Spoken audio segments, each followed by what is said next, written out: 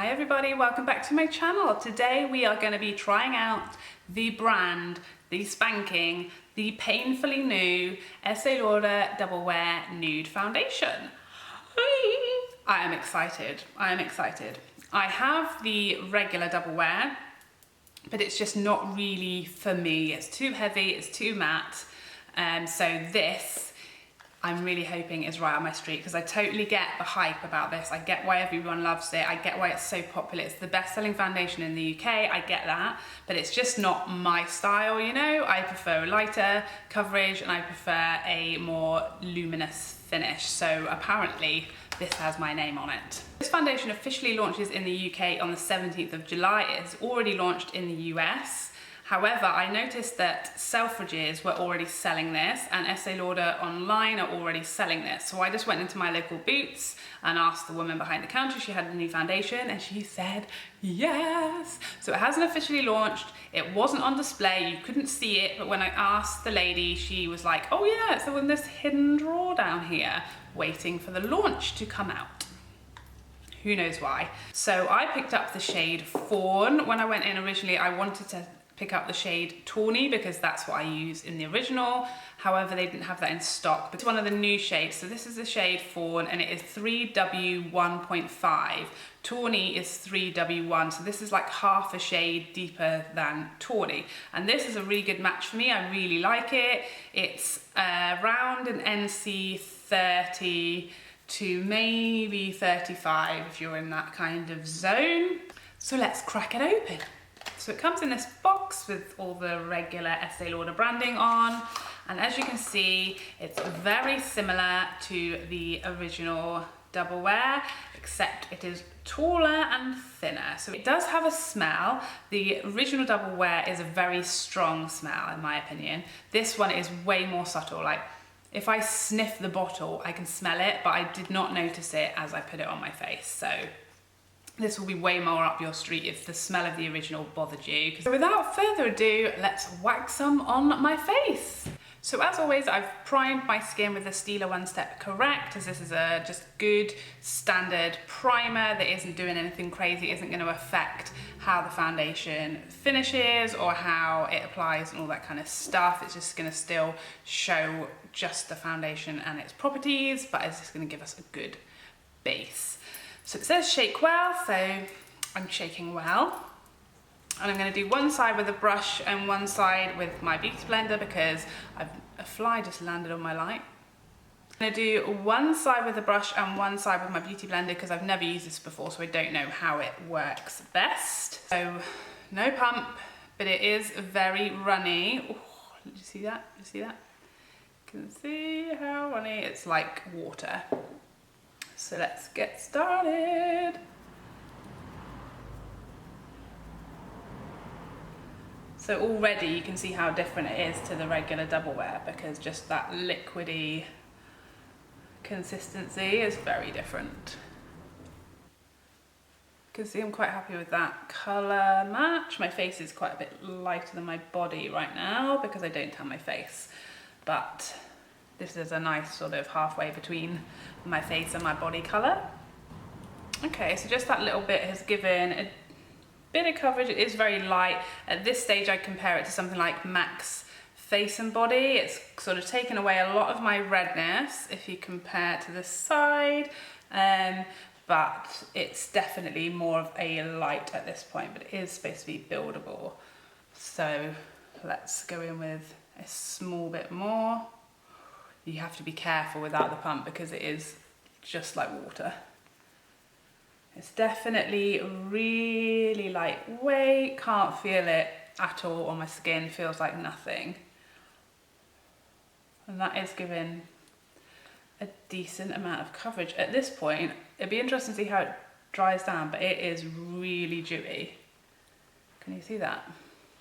So it'd be interesting how this sort of lasts, especially on my oily skin girls, because it is supposed to be oil controlling, but that is tough to achieve with a sort of more luminous glowy finish foundation.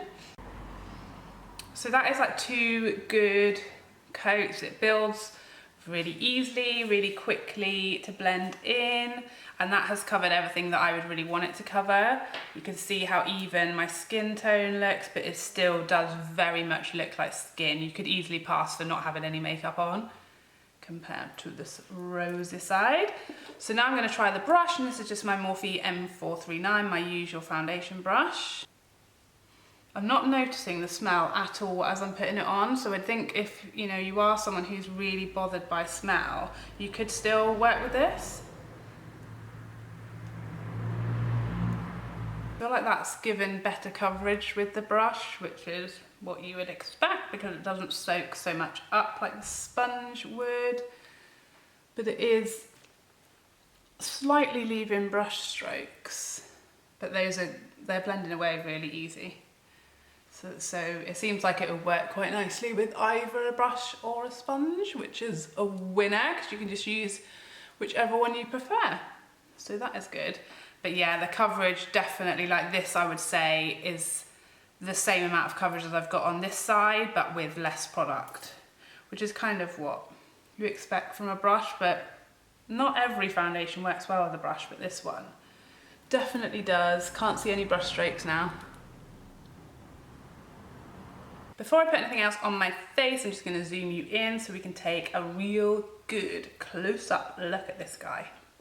So obviously it does have a very luminous finish. I'm interested to see as I finish the rest of my makeup if that dries down anymore or if this is the finish, because that is really dewy on me, and I don't have particularly oily skin. I'm like normal with a slightly oily T-zone, so that's going to be interesting. That is some dew going on right there. It's not really, it's not at all in my smile line on the side where I use the sponge. It's slightly going in on the side with the brush.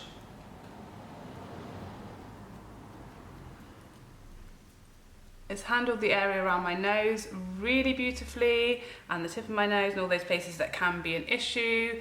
It's definitely not exaggerating the texture. I have quite a textured chin, and like this sort of side of my mouth area is really textured.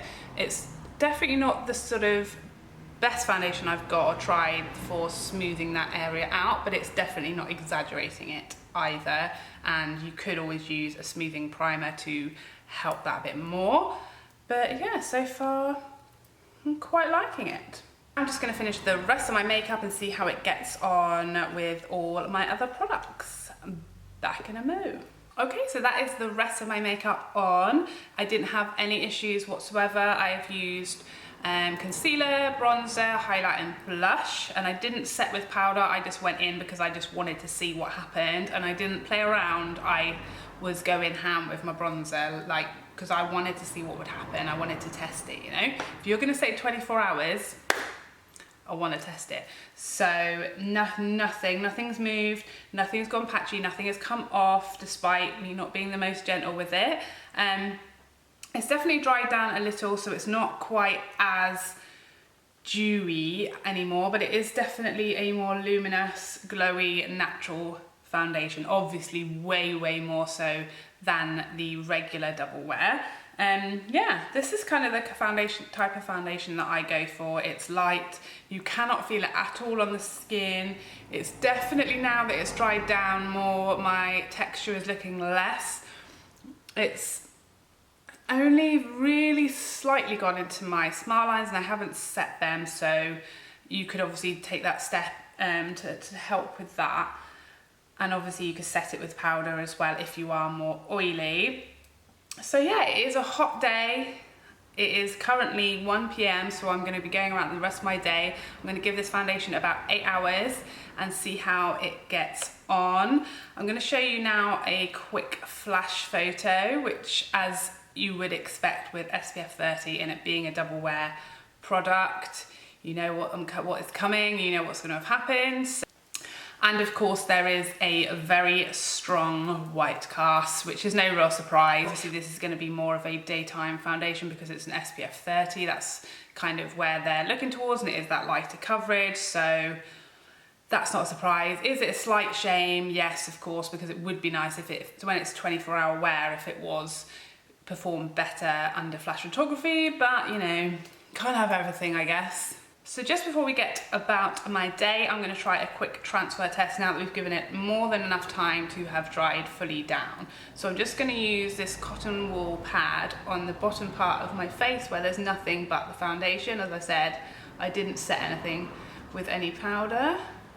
So I'm going to give that a good go. Okay, so there is some transfer.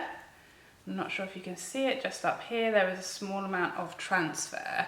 So that is just enough for me to say, because obviously it's not as extreme me just pressing this as it is if you sort of brushed up or hugged someone or rubbed against clothing. So this is clearly not transfer proof. I don't think it claims to be anyway, but it's good to know. It's good to know.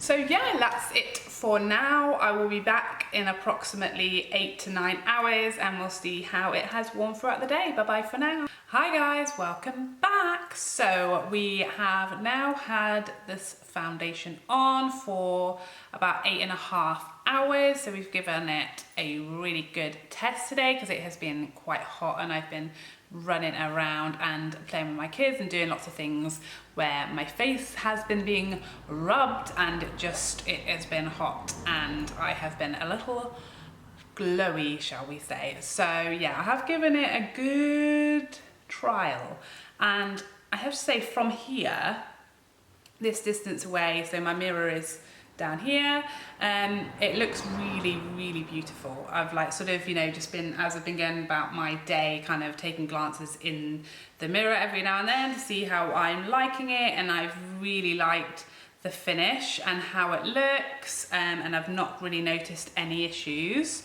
However, when you zoom in, which I will now, there are a few little things to note, shall we say. So let's do that. So I'm not sure how well you can see in the camera, but I can see in my mirror down here that my chin is getting a little faded and a little cakey. So you know how like when a foundation starts to wear on your chin, how it sort of starts to separate?